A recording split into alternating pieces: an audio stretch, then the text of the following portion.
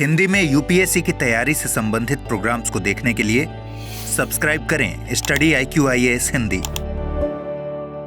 नमस्कार, study IQ IAS Hindi platform पर आपका स्वागत है। दोस्तों, आज हम लोग बातचीत करने वाले हैं एक बेहद महत्वपूर्ण टॉपिक पर।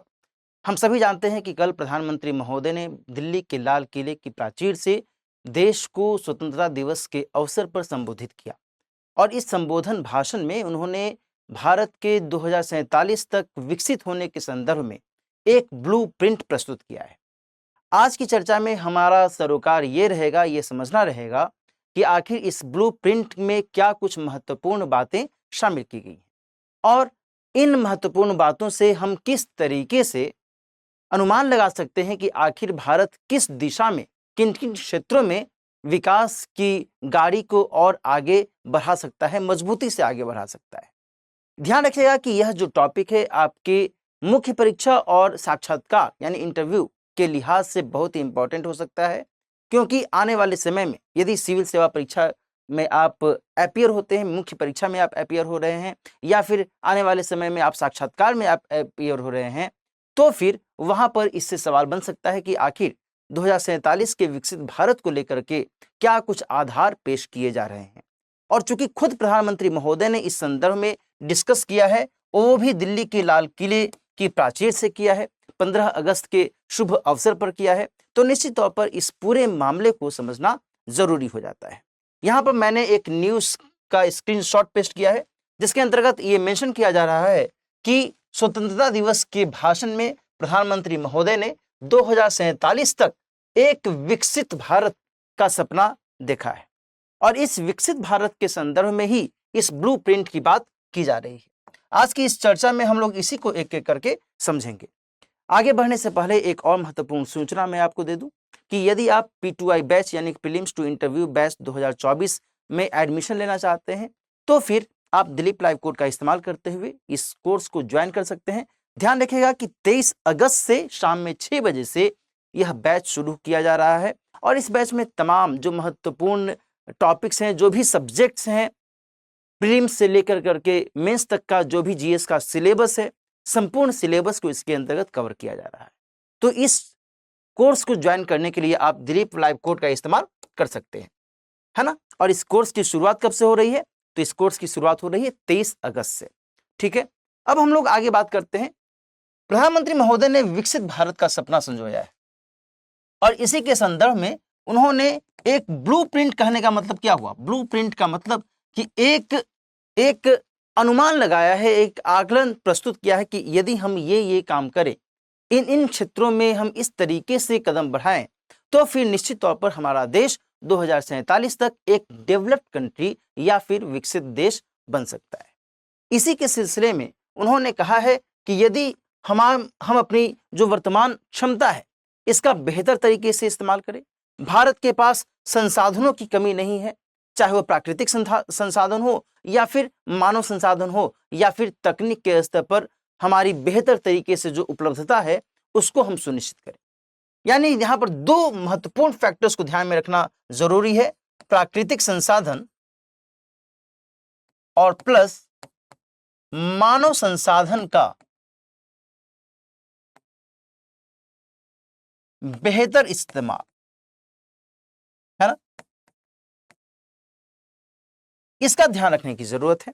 इसके अलावा प्रधानमंत्री महोदय ने युवा शक्ति पर भी संकेत किया है कि भारत की जो युवा शक्ति है वर्तमान में बहुत ही अधिक ऊर्जावान है और इस युवा शक्ति की ऊर्जा का सही तरीके से सही दिशा में यदि इस्तेमाल किया जाता है तो फिर निश्चित तौर पर आज जो विकासशील देश के तौर पर भारत जाना जाता है, आने वाले 23-24 साल में यह एक विकसित भारत के तौर पर अपनी पहचान छोड़ेगा। और इस लिहाज से प्रधानमंत्री महोदय ने यह भी कहा है कि वर्तमान में बाकी जितने भी देश हैं उन देशों की तुलना में भारत की जो युवा आबादी है ये कहीं अधिक है, कहीं अधिक महत्वपूर्ण तौर पर यह अपनी भूमिका निभा सकती है। ठीक है, इस लिहाज से उन्होंने युवा शक्ति की ओर इशारा किया है। इसके अलावा उन्होंने ईमानदारी की बात भी कही है कि यदि हम ईमानदारी से अपने अपने क्षेत्र में कदम बढ़ाते हैं, अपने अपने क्षेत्र में अपने लक्ष्यों को पूरा करते हैं, तो फिर निश्चित तौर पर उससे एक बेहतर भारत की कल्पना की जा सकती है और वह बेहतर भारत एक विकसित भारत के तौर पर परिणत हो सकता है, रूपांतरित हो सकता है। ठीक है, इसके अलावा उन्होंने यह भी कहा है कि भाई भारत की जो वर्तमान विदेश नीति है, इस विदेश नीति को भी हमें नहीं भूलना चाहिए, क्योंकि वर्तमान विदेश नीति के आधार पर भारत की जो छवि है पूरे वैश्विक परिप्रेक्ष्य में एक बेहतर, एक सशक्त और एक विश्वस्त देश के तौर पर दिख रही है। और ध्यान देने वाली बात यह है कि भारत एक विश्व मित्र की भूमिका में सामने आ रहा है ना। इसके अलावा उन्होंने इस दिशा में भी इशारा किया है कि भाई भारत जो है ग्लोबल साउथ की आवाज बन रहा है। ध्यान रखना, ग्लोबल साउथ, है ना। ग्लोबल साउथ दोस्तों एक बहुत ही महत्वपूर्ण कॉन्सेप्ट है, बहुत ही महत्वपूर्ण टर्म है, जिसके माध्यम से यह समझा जाता है कि भारत जो है, जो भी अल्प विकसित देश हैं या फिर विकासशील देश हैं, इनकी अगुवाई करता है विश्व के अलग अलग स्तरों पर। जो भी महत्वपूर्ण मंच है, चाहे वह विश्व व्यापार संगठन हो, चाहे वह विश्व स्वास्थ्य संगठन हो, है ना, चाहे वह संयुक्त राष्ट्र हो, कहीं पर भी भारत इन देशों की अगुवाई करता है। चाहे वह जलवायु परिवर्तन से संबंधित कोई मुद्दा हो, इन सभी परिप्रेक्ष्यों में भारत इन देशों की अगुवाई करता है और उस अगुवाई के माध्यम से भारत अपने अधिकार सहित इन देशों के अधिकारों की भी बात करता है, इन देशों के हितों की भी बात करता है। और सबसे बड़ी बात यहां पर यह है कि भारत के ऊपर इन सभी देशों का एक विश्वास है, एक जो मत है वह यह कहता है कि भारत यदि हमारी आवाज को उठाएगा तो निश्चित तौर पर इसकी आवाज सुनी जा सकेगी और इससे हमें भी लाभ होगा। तो इस कंटेक्स्ट में यहां पर उन्होंने संकेत किया है कि भारत आज के संदर्भ में वैश्विक दक्षिण यानी ग्लोबल साउथ का एक महत्वपूर्ण लीडर के तौर पर उभर रहा है।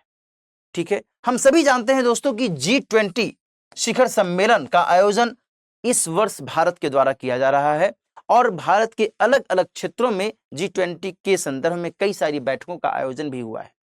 G20 के इस शिखर सम्मेलन के आयोजनकर्ता के तौर पर भी भारत की जो भूमिका है वह निश्चित तौर पर वैश्विक परिप्रेक्ष्य में इंपॉर्टेंट हो गई। ठीक है, साथ ही एक और बात उन्होंने अपने संबोधन भाषण में की है, वह यह है कि वैश्विक आपूर्ति श्रृंखला में भारत की जो भूमिका है वह और अधिक महत्वपूर्ण होती चली जा रही है। और इस संदर्भ में उन्होंने कोविड-19 के दौर को भी जरूर याद किया है और उन्होंने कहा कि कोविड-19 के समय में जिस तरीके से वैश्विक आपूर्ति श्रृंखला चरमरा रही थी, वैसे में भारत इस आपूर्ति श्रृंखला में अपनी भूमिका निभाई है। अपना जो इंपॉर्टेंट रोल है उसके माध्यम से जितने भी अल्प विकसित देश हैं या फिर विकासशील देश हैं, जिनको न केवल अनाज बल्कि दवाओं की भी जरूरत थी, चाहे वह अफ्रीका हो, चाहे वह दक्षिण पूर्व एशिया हो, चाहे वह दक्षिण एशियाई देश हों, इन सभी देशों को समय पर न केवल अनाज बल्कि औषधि की भी सुविधा, टीका की भी सुविधा मुहैया करवाई गई। तो इस लिहाज से भारत की भूमिका निश्चित तौर पर सराहनीय मानी जा सकती है। अगली बात करें, यहां पर एक जो महत्वपूर्ण विषय है समझने का वह यह है कि उन्होंने यह इशारा किया है कि हमें 3D पर ध्यान देने की आवश्यकता है ना। और यह जो 3D है यह क्या है? यह है डेमोग्राफी। डेमोग्राफी, यह है डेमोक्रेसी और यह है डायवर्सिटी, है ना। डेमोग्राफी का मतलब क्या हुआ? डेमोग्राफी का मतलब हुआ जनांकिकी, है ना, जनांकिकी। डेमोक्रेसी लोकतंत्र, है ना, और डायवर्सिटी हुआ विविधता। अब देखो ये जो तीन उन्होंने टर्म्स दिए, डेमोग्राफी, डेमोक्रेसी, डायवर्सिटी, आप इन टर्म्स का इस्तेमाल अपने मुख्य परीक्षा के अंतर्गत आंसर राइटिंग में कर सकते हैं, निबंध पेपर में कर सकते हैं। साथ ही यदि साक्षात्कार में इस तरीके से सवाल पूछा जाए तो वहां पर भी आप इन टर्म्स का इस्तेमाल कर सकते हैं और इसके आधार पर आप बता सकते हैं कि प्रधानमंत्री महोदय ने इन टर्म्स के माध्यम से क्या इंडिकेट करने की कोशिश की है। देखो सीधी सी बात है कि डेमोग्राफी, जिसको हम लोग क्या कहते हैं, जनांकिकी कहते हैं, यह मानव संसाधन की मानव पूंजी के तौर पर परिणत करने के संदर्भ में बहुत ही महत्वपूर्ण हो जाता है ना।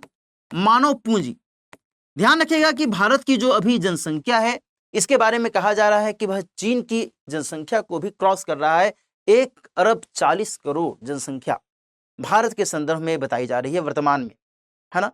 और ऐसे में जो मानव संसाधन भारत के पास में मौजूद है, इसका इस्तेमाल यदि हम मानव पूंजी के तौर पर करते हैं तो यह मानव पूंजी भारत के लिए एक एसेट के तौर पर उपयोग में लाई जा सकती है।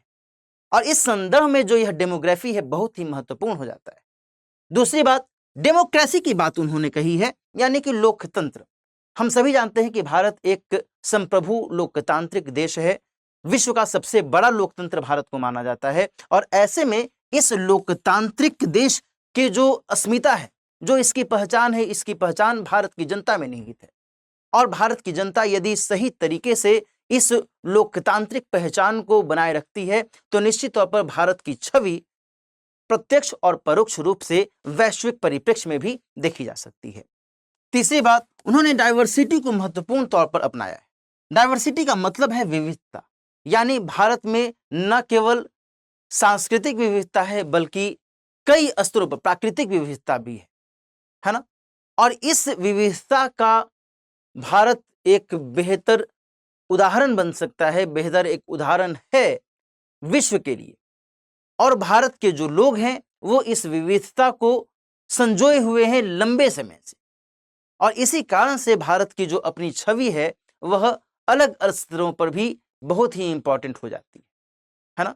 तो इन पहलुओं को अपने संबोधन भाषण में प्रधानमंत्री महोदय ने कोट किया है, लेकिन उन्होंने कुछ अन्य पहलुओं पर भी जोर दिया है जिसे नजरअंदाज नहीं किया जा सकता है। उन्होंने यहां तक कहा है कि भाई देखिए, हमें नेपोटिज्म यानी भाई भतीजावाद जैसी परिस्थिति से निपटने की जरूरत है। ऐसा ना हो कि किसी भी संस्था में या संस्थान में, चाहे वह राजनीतिक हो या फिर गैर राजनीतिक हो, भाई भतीजावाद को महत्व मिले। योग्यता को महत्व देने की सबसे अधिक जरूरत है ना। दूसरी बात उन्होंने कही कि हमें भ्रष्टाचार को समाप्त करने की आवश्यकता है। और तीसरी बात उन्होंने यह कही कि हमें तुष्टीकरण की नीति को भी समाप्त करना होगा। तुष्टीकरण की नीति के संदर्भ में उन्होंने यह कहा कि हम ऐसा नहीं करें कि केवल कुछ वर्ग को, कुछ समुदाय को तुष्ट करने के लिए, उनको अपीस करने के लिए हम किसी पार्टिकुलर योजना को शुरू कर दें और उस योजना का लाभ एक खास वर्ग तक ही सीमित होकर के रह जाए, बल्कि उससे व्यापक तौर पर लाभ न मिले। तो ऐसे में उन्होंने इस बात का इशारा किया है कि भ्रष्टाचार और तुष्टीकरण जैसी गतिविधियों को रोकने की आवश्यकता है, क्योंकि ये भारत के विकास के लिए बहुत ही बड़े अवरोधक के तौर पर काम करते हैं, है ना। तो इन पहलुओं पर भी प्रधानमंत्री महोदय ने संकेत किया है और यह इस आशा जताई है कि यदि हम इन दिशाओं में कार्य करते हैं तो निश्चित तौर पर भारत विकसित देश के तौर पर पनप सकता है, उभर सकता है। इसके अलावा उन्होंने एकता की बात कही है, यूनिटी की बात कही है। उन्होंने कहा है कि भारत को यदि विकसित भारत के तौर पर अपने को साबित करना है, प्रमाणित करना है, तो उसके लिए एकता को अपनाए रखने की आवश्यकता है। और हम सभी जानते हैं कि भारतीय संविधान में जो प्रस्तावना है, उस प्रस्तावना में भी भारत की एकता और अखंडता को महत्वपूर्ण तौर पर अपनाया गया है ना। इसके अलावा उन्होंने मेड इन इंडिया उत्पाद के संदर्भ में भी फोकस किया है, ताकि भारत में जो निर्मित उत्पाद है उसका इस्तेमाल ज़्यादा से ज़्यादा हो और जो भारतीय संस्थान है, जो अन्य नीतिगत निर्णय हैं, उन सभी में भारत की जो अपनी छवि है उस छवि को बेहतर बनाने की कोशिश की जानी चाहिए। साथ ही महिला नेतृत्व आधारित विकास पर भी प्रधानमंत्री महोदय ने फोकस किया है। इस संदर्भ में उन्होंने कहा है कि देश में आज की स्थिति यह है कि भारत में सबसे अधिक महिला पायलट है। आज की स्थिति यह है कि विज्ञान और प्रौद्योगिकी के क्षेत्र में, चाहे वह इंजीनियरिंग हो, चाहे वह मैथमेटिक्स हो, चाहे वह और कोई रिसर्च से जुड़ा हुआ विषय हो, उन सब में महिलाओं की भूमिका सबसे ज़्यादा हो रही है। उन्होंने यहाँ तक कहा कि हम आने वाले कुछ समय में देश की लगभग 20 मिलियन महिलाओं को लखपति बनाएंगे। लखपति बनाने का मतलब ये हुआ कि उन्हें इस काबिल बनाएंगे ताकि उनका वेतन लाख रुपए से भी ज़्यादा हो, है ना। ये कुछ महत्वपूर्ण बातें प्रधानमंत्री महोदय ने अपने संबोधन भाषण के दौरान में की हैं।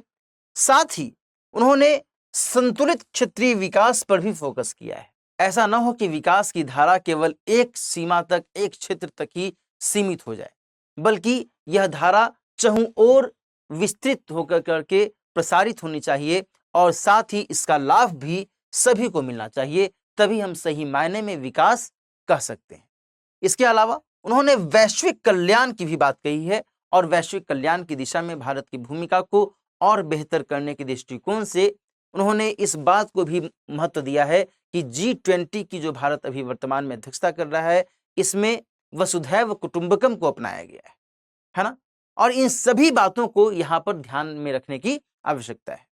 तो इस तरीके से प्रधानमंत्री महोदय ने 2047 के विकसित भारत की एक ब्लूप्रिंट को इन पहलुओं के माध्यम से दर्शाने की कोशिश की है। अब ये देखने वाली बात होगी कि इस ब्लूप्रिंट को कितना सार्थक तरीके से अपनाया जाता है, कितना इसे फलीभूत किया जाता है। आज की चर्चा हम लोग यहीं पर सीमित करते हैं और साथ ही एक और महत्वपूर्ण सूचना जो कि मैंने आपको पहले भी बताया कि 23 अगस्त से P2I बैच का जो नेक्स्ट बैच है यह शुरू किया जा रहा है शाम में 6 बजे से। यदि आप इस बैच को ज्वाइन करना चाहते हैं तो दिलीप लाइव कोड का इस्तेमाल कीजिए, इस कोर्स को ज्वाइन कीजिए। और साथ ही यदि आप मुझसे टेलीग्राम चैनल से जुड़ना चाहते हैं तो फिर मेरा टेलीग्राम आईडी है dilip.kumar@01। ये मेरा टेलीग्राम आईडी है, आप इस टेलीग्राम आईडी से भी जुड़ सकते हैं। मैं इस पर समय समय पर जो भी महत्वपूर्ण जानकारियां होती हैं, महत्वपूर्ण सूचनाएं होती हैं, ये मैं भेजता रहता हूं। मिलते हैं किसी और टॉपिक में किसी और महत्वपूर्ण चर्चा के साथ। तब तक अपना ख्याल रखिए। All the best. हिंदी में यूपीएससी की तैयारी से संबंधित प्रोग्राम्स को देखने के लिए सब्सक्राइब करें स्टडी IQ IAS हिंदी।